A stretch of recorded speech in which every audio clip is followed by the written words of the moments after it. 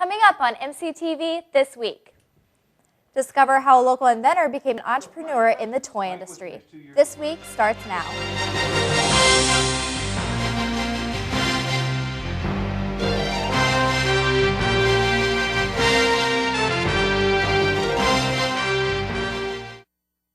Hello and welcome to MCTV This Week. For Tyler Brennison, I'm Juliana Graff. Before spring break, a successful local inventor visited campus.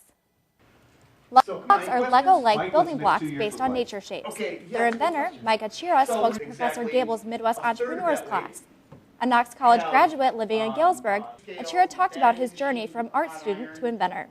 After spending 2 years post-graduation living in the woods in Maine, Achira came up with the idea of building the toy. Patented last summer, the Lux blocks can be found in 50,000 toy stores worldwide. Achira offered advice to the business class to pursue their own passions. It's your life, right? And you shouldn't, I'm not saying you shouldn't believe everything you hear. You should give everything a fair listening, right? But you should also pursue your passions. And it sounds like a real big cliche thing to say, but it's true. You should really respect your own brain and its potential and believe that you could really achieve great things if you pursue those little kind of passions and wants and inklings that has been given to you.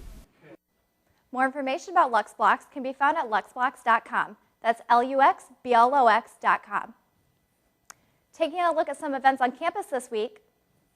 Tonight at 8 at Scotland Yard, ASAP is hosting a St. Patrick's Day event.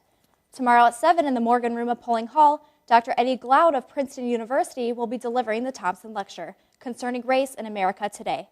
On Friday at 7:30 in Dahl Chapel, a choir concert will be performed featuring the Monmouth Chorale, Chamber Choir, Concert Choir, Scotsmen, and Sassy Lassies. Coming up after the break, some students give us their picks for the NCAA tournament.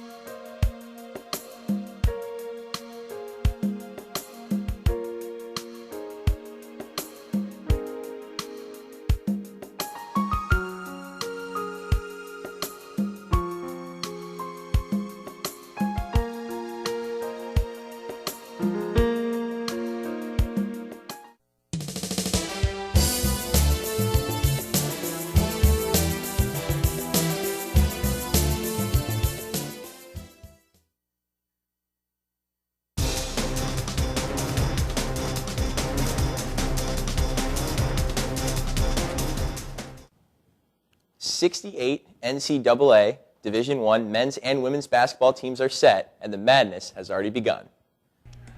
Known more commonly as March Madness, this 3-week-long college basketball tournament is most popular with fans because of the bracket challenge.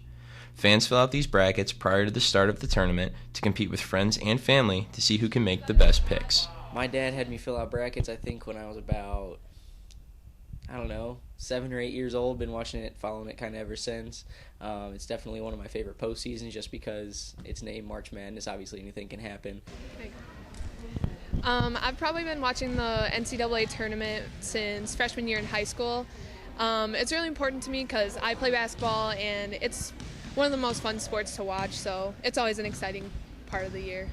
With such an up-and-down college basketball season, predicting the champion is really anyone's guess. And you do not need to play basketball or have been following the tournament since early childhood to take a stab at making a bracket. I don't watch the NCAA tournament because I don't like basketball all that much, but I like to fill out a bracket because they're kind of fun. And sometimes I win. I won in high school, I think. The first round of the NCAA tournament starts Friday evening, and any brackets should be filled out before the start of the first game. With that in mind, here's some predictions for the tournament champion. Unfortunately, I have Michigan State winning the NCAA tournament, but they're playing Duke, and the final score is 70-65. I picked Purdue over Villanova, and I think I had Purdue winning 78-62. Right now, unfortunately, I have Michigan State winning against Kansas 67-61. They're probably going to play Oklahoma in the Final Four, and then they're going to beat them, and then they're going to play UNC, and then they're going to beat them, and it's going to be a close game, like 73-71. Well, no love for Michigan State, unfortunately, for our fans out there. But you can print an NCAA bracket at ncaa.com or download the Bracket Challenge app on the Google Play Store or iTunes. That's it for sports. Here are the rest of the scores from this week.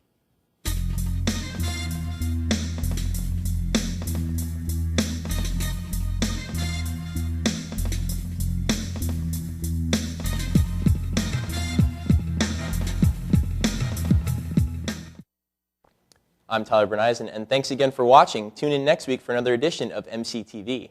And I'm Juliana Graff. You can also watch us on the web by going to monmouthcollege.edu/MCTV. See you next week.